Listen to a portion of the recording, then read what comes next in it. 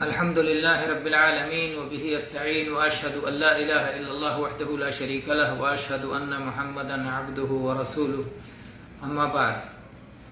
آپ یہ بات جانتے ہیں کہ عبادت کے 3 ارکان ہیں. پہلا رکن اللہ کی محبت، دوسرا رکن اللہ کا خوف اور تیسرا رکن اللہ کی امید.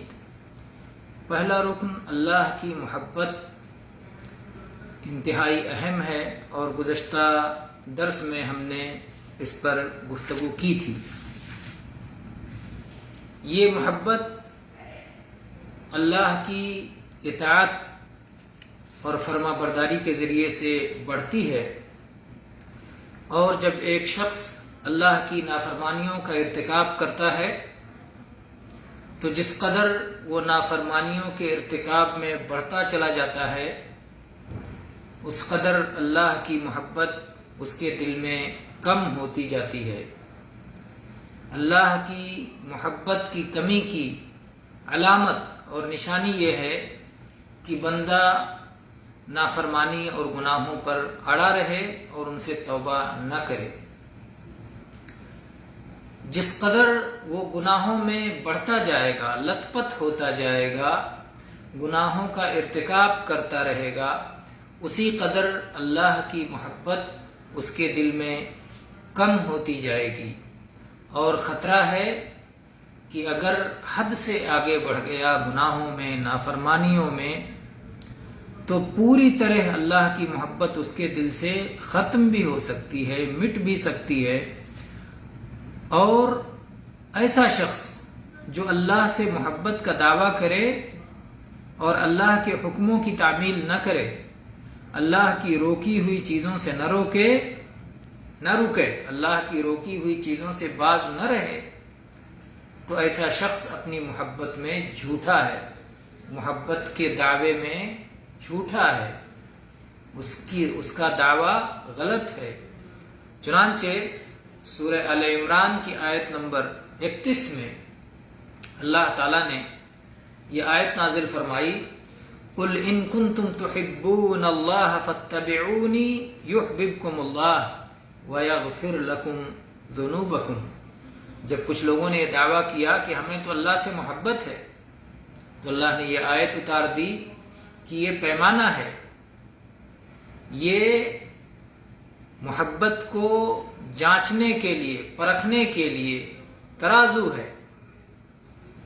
اسی لیے اس آیت کا نام ہے امتحان والی آیت، جانچ والی آیت، آزمانے والی آیت، پرکھنے والی آیت. اس آیت کے ذریعے سے پرکھ لیا جائے گا کہ ایک شخص اپنے دعوے محبت میں سچا ہے یا جھوٹا ہے. ایسا ناممکن ہے کہ ایک شخص اللہ سے محبت کا دعویٰ کرے اور اللہ کے نبی صلی اللہ علیہ وسلم کے حکموں کی تعمیل نہ کرتا ہو اور آپ کی روکی ہوئی چیزوں سے نہ رکتا ہو. اگر وہ اللہ کی محبت میں سچا ہوگا تو ضرور رسول اکرم صلی اللہ علیہ وسلم کا فرما بردار ہوگا اور آپ کی روکی ہوئی چیزوں سے رک جائے گا، اور اللہ نے جو حدود متعین کیے ہیں ان حدود کی پاسداری کرے گا. عربی کا بڑا مشہور شعر ہے: تعصي الإله وأنت تزعم حبه تعصي الإله وأنت تزعم حبه هذا محال في القياس شنيع لو كان حبك صادقا لأطعته إن المحب لمن يحب مطيع. کہ تم اللہ کی نافرمانی کرتے ہو اور تمہارا خیال ہے کہ تمہیں اللہ سے محبت ہے، یہ تو انتہائی نامعقول اور خلاف قیاس ہے. اگر تم اپنی محبت میں سچے ہوتے تو اللہ کی بات ضرور مانتے، اس کے حکموں پر عمل کرتے، اس لیے کہ جو محبت کرنے والا ہوتا ہے وہ محبوب کا فرما بردار ہوتا ہے. جب اللہ کی محبت دل میں کمزور ہو جاتی ہے تو عبادت کی لذت ختم ہو جاتی ہے. بلکہ بسا اوقات ایسا ہوتا ہے کہ شیطان اس پر چھا جاتا ہے، اور اگرچہ وہ بظاہر صلاۃ ادا کر رہا ہوتا ہے، ذکر کر رہا ہوتا ہے، تسبیح پڑھ رہا ہوتا ہے، لیکن اس کا دل کسی اور وادی میں بھٹک رہا ہوتا ہے۔ غفلت اور لاپرواہی اس کے دل پر چھائی ہوئی ہوتی ہے، تو اس کی جو عبادتیں ہوتی ہیں وہ عبادت کے بجائے ایک طرح کی عادت ہوتی ہیں۔ زبان سے حرکت ہو رہی ہے لیکن دل سے اس کا کوئی تعلق نہیں ہے۔ قیام کر رہا ہے، رکوع کر رہا ہے، سجود کر رہا ہے، لیکن دل میں اللہ کی جو عظمت ہونی چاہیے اور اللہ کے لیے جو خضوع ہونا چاہیے اور اللہ کی عبادت اور بندگی کا جو شعور ہونا چاہیے وہ اس کے پاس نہیں ہوتا۔ اسی لیے نافرمان بندہ اپنے دل میں سختی پاتا ہے اور کبھی بھی اسے چین، اطمینان اور قلبی راحت کا احساس نہیں ہوتا، بلکہ ہمیشہ وہ تنگ دلی میں، بے چینی میں، اضطراب میں مبتلا ہوتا ہے۔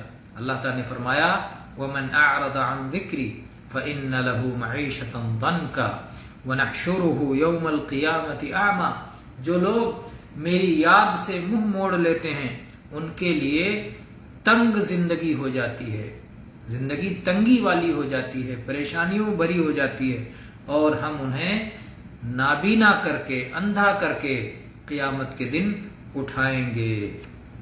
تو جو آدمی اللہ کے ذکر سے، اللہ کی یاد سے، قرآن مجید سے دوری اختیار کرے گا، اس کے احکام کی تعمیل نہیں کرے گا، اس کے روکی ہوئی چیزوں سے رکے گا نہیں، تو پھر وہ اسی دنیا میں بدبختی کا شکار ہو جائے گا، بے چینی اور مصیبتوں بھری زندگی ہو جائے گی، راحت قلبی اس کی چھن جائے گی۔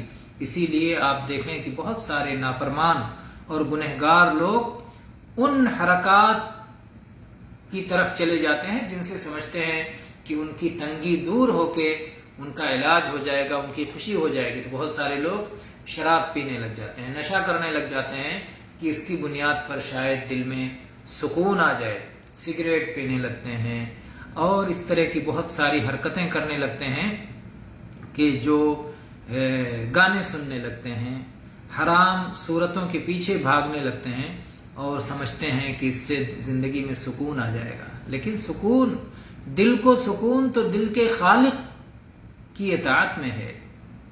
دل کو سکون وہیں حاصل ہوتا ہے، اس کی نافرمانی سے کبھی دل کو سکون نہیں ہو سکتا۔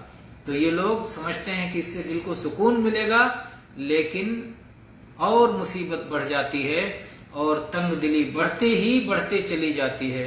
اللہ تعالیٰ سے ہم عافیت کا سوال کرتے ہیں، اللہ تعالیٰ سے دعا ہے کہ اللہ تعالیٰ اپنی عافیت سے نوازے اور سلامتی سے نوازے اور ہمیں نافرمانیوں سے محفوظ رکھے اور فرما برداری اور اطاعت کی توفیق عطا فرمائے، آمین۔ اور اللہ تعالیٰ اپنی محبت ہمارے دلوں میں بٹھا دے اور اس محبت کو بڑھاتا جائے، زیادہ کرتا جائے۔ وآخر دعوانا ان الحمد للہ رب العالمین، وصلی اللہ علیہ وسلم۔